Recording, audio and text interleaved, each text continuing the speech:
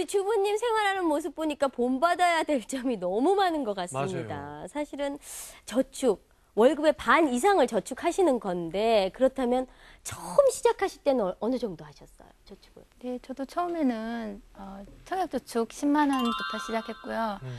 그러고 20만 원 또 펀드에 넣게 됐고요. 그리고 또 더 절약하다가 보니까 40만 원 더 절약하게 됐습니다. 와, 정말 분산 투자하고 계시는데 맞아요.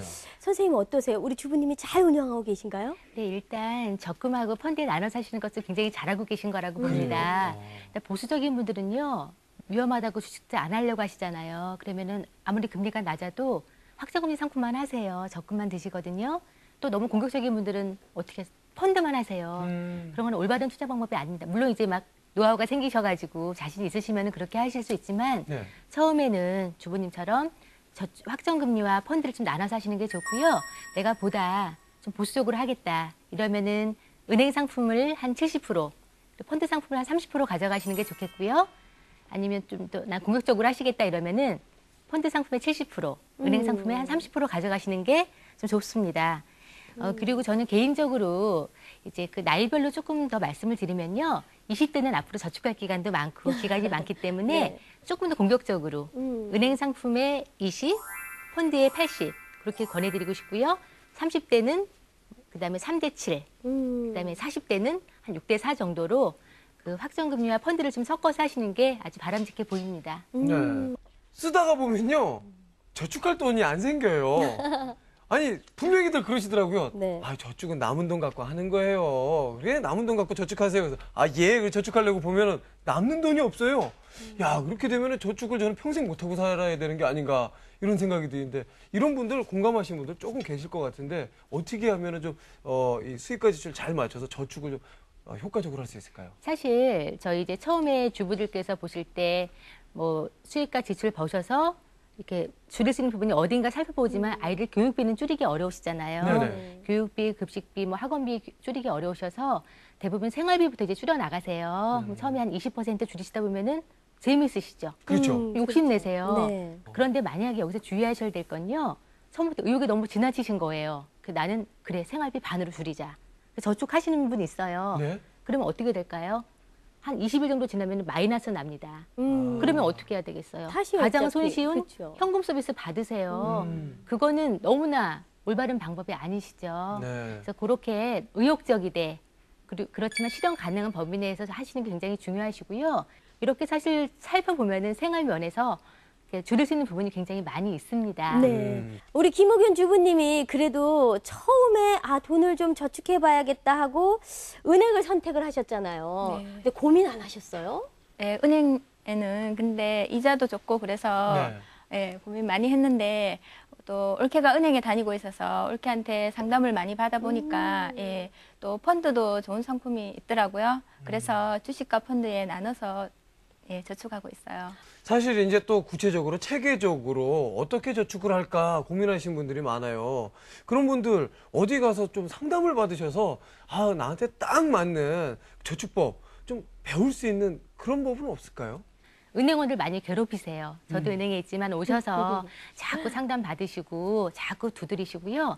근데 사실 무작정 가시면은 말문 막히시잖아요. 맞아요. 그래서 가시기 전에 내가 궁금한 게 뭔지, 내가 저축을 이만큼을 할 것 같은데 어떤 상품에 가입하면 좋을지 이런 거 메모를 한번 해보세요. 예. 그리고 가시면 조금 더 자신감 있으시겠죠? 그래요. 찾아서 하시고요. 네. 그리고 요즘 대부분 은행에서 이제 VIP실을 별도로 이용하시잖아요. 네. 손님들 그러세요. 나 저기 언제 들어가 보나. 저기 들어가 보는 게 꿈이다. 네. 꿈 아닙니다. 당당하게 우리들은 미래의 VIP잖아요. 그럼요, 지금 VIP 그럼요. 아니더라도. 네. 그러니까 VIP실 이용하셔서 보다 더 편안하게 거기 들어가시면은 좀 더 전문가가 여러분들 거 가져오신 거 고민하시는 거 다 풀어주실 거니까요. 그러니까 걱정하지 마시고 문을 두드리라고 제가 강력하게 말씀드립니다. 그렇습니다. 네. 조금 전에 백미경 선생님 말씀하신 것처럼요. 여러분들이 저축하시려는 이 금액이 적다고 해서 괜히 뭐 은행 직원이 비웃는 거 아닌가 절대 그런 생각하지 말라는 말씀이신 거죠. 아니 내가 내 돈 가지고 저축을 하는데 그 당당하게 여러분들의 권리를 잘 찾으셔서 어떻게 하면은 더욱 저축을 잘할 수 있는지 그걸 먼저 생각하시는 게 좋을 것 같아요. 그럼요. 우리 김옥연 주부님 보세요. 단돈 10만 원, 20만 원이 불어서 1,000만 원이 됐다고 하잖아요. 그렇죠. 처음부터 1년 만에. 1,000만 원, 2,000만 원을 들고 은행에 가시는 분보다 은행에서는 아마 우리 같이 이런 분들을 더 좋아하실 거라고 생각이 됩니다. 자, 오늘 살림의 여왕, 돈이 보이는 수요일, 부자가 되는 길 첫 시간인데요. 자, 함께 하시면 아무래도 길이 더 잘 보이시겠죠? 함께 해보세요.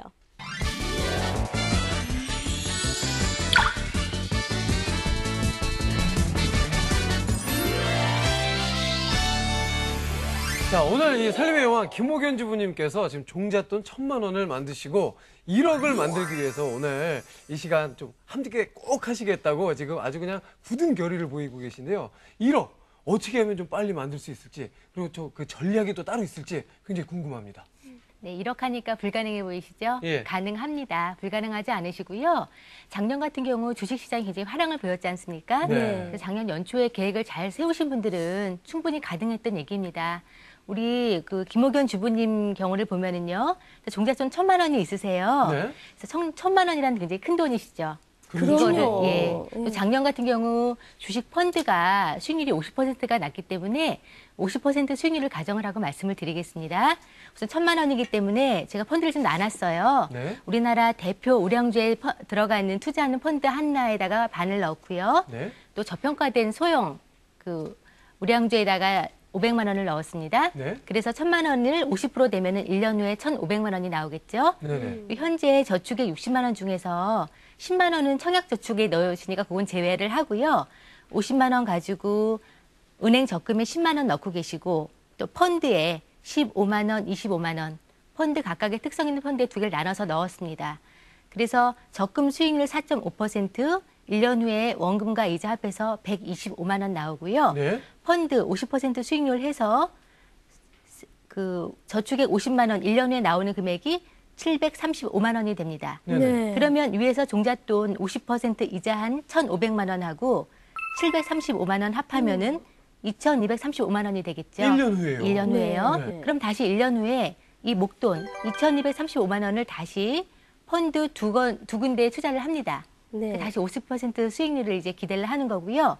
또 적금 50만 원은 계속 가는 거고요. 네. 그러면 2년 후에는 4,086만 원이 되겠죠. 2년 후에. 네. 오. 그 다음에도 똑같은 방법으로 투자를 하면은 3년 후에는 6,864만 원이 됩니다. 예, 굉장히 이제 조금 가까워 보이시죠? 아니 제 돈이 올라가는 네. 것도 아닌데 왜 이렇게 기분이 예, 좋아지는 그런데 거예요? 여기서 잠깐 살펴봐야 될 거는 예. 예상 수익률 제가 50%를 가정을 했죠. 네네. 네. 작년 평균 수익률을 말씀을 드린 거고요. 펀드는 장기 투자로 보셔야 되기 때문에 장기 투자하시면은 뭐 수익률이야 괜찮고 그 대신에 증시가 앞으로 어떻게 움직일지에 따라서 이 금액은 변동이 되는 거는 기억해 두시고요. 네. 자, 1억 멀게만 느껴졌는데 지금 우리 전문가분 말씀을 듣고 나니까 좀 가깝게 느껴지실 텐데 그래도 최고 금리의 적금을 보는데 뭐 그다음에 보니까 1년 후 이자가 3만 원, 뭐 5만 원, 막 이러면 너무 허탈할 것 같아요. 네. 그래서 은행 적금 어떻게 이용해야 되는지 그것도 궁금해요. 예, 요즘 금리가 낮다 보니까요. 저축하는 너무 재미없다는 말씀들 많이 하세요. 맞아요. 예, 그러시죠? 이자도 적은 데다가 세금 재고 나면 정말 남는 거 없습니다. 네. 잘하신다 진짜. 예. 저도 굉장히 경험에서 우러나오는 얘기고요. 네. 그래서 기본적으로 적금을 들 때는 세금을 절약할 수 있는 부분이 없는지를 반드시 체크해 보셔야 돼요. 그래서 우리는 이제 비과세, 세금을 한 푼도 안 떼는 게 없는지, 네. 그리고 또 세금을 절약할 수 있는 게 없는지를 한번 살펴보시는데요. 현재 유일하게 비과세 상품이 있어요. 그래서 장기주택마련저축이라고 7년짜리 상품이에요. 네. 이제 은행 적금보다 금리도 한 0.5%포인트 정도 높게 드리고 있고요. 그리고 이건 세금을 한 푼도 안 떼기 때문에 이제 유용하신데 가입 조건이 좀 까다롭습니다. 아, 그래요? 예, 집이 없으시거나 아니면 집이 있더라도 전용 면적 25.7평 네. 이하의 3억 원 미만의 주택을 한 주택을 소유하신 분은 가능하시고요. 세대주여야 가능하시고요. 그래서 월 10만 원부터 100만 원까지 자유롭게 넣으시면 되고요. 네. 그리고 이 상품도 지금 비과세 상품 같은 경우가 자꾸 축소가 되잖아요. 그렇죠. 이 상품도 올해 말까지밖에 판매가 안 돼요. 지금 하셔야 할 일, 이 상품 없으신 분들 바로 은행에 가셔서 통장부터 트십시오. 자유롭게 가입이 가능하시기 때문에 매달 100만 원씩 안 넣으셔도 됩니다. 일단 가입하시는 거 잊지 마시고요. 이렇게 하시고 또 주의하셔야 될 게 이 상품은 기간이 7년이다 보니까 중간에 뭐 한 1년 있다 쓰실 분들은 이거 하시면은 안 되시겠죠? 그래서 예, 자녀 교육 자금이나 노후 자금 이렇게 조금 더 자금 스케줄을 길게 가실 때 굉장히 유용한 상품입니다. 네. 그렇다면 좀 이렇게 안정적으로 그래도 나는 은행 적금을 꼭 드시겠다 이런 분들한테 권해줄 만한 예, 일단 상품은요? 적금하실 때는요. 아까도 네. 제가 뭐 짧게 필요하신데 길게 넣으시면 손해라는 말씀을 드렸는데요. 네. 적금을 하실 때는 일단 필요한 자금 용도가 무엇인지 그리고 언제 정도 쓰실 자금인지를 먼저 계획을 세우세요. 그리고 적금도 그냥 가셔서 저 적금해 주세요 이렇게 말씀하지 마시고요. 어떤 상품인지 좀 살펴보세요. 예를 들면은 어린이 명의로 집에 있는 자녀 명의로 예금을 할 경우에는 금리 혜택도 주고요, 은행에서. 그리고 또 교육 사이트하고 제휴해서 그 학원비도 좀 깎아줍니다. 그런 것도 있고요. 예. 또 외국 돈으로 바꾸실 때, 환전하실 때 환율 또 우대도 받으실 수 있고요. 이렇게 다양하게 혜택을 받으실 수 있어요. 그래서 이런 상품이 있는지 꼭 한번 챙겨보셔서 가입을 하시고요. 그리고 65세 이상 되시는 분들한테는 3천만 원까지는 그 나오는 이자에 대해서 세금을 한 푼도 안 내시거든요. 그래서 부모님 명의로 살짝 이용하시는 것도 재테크에 아주 유용한 방법입니다.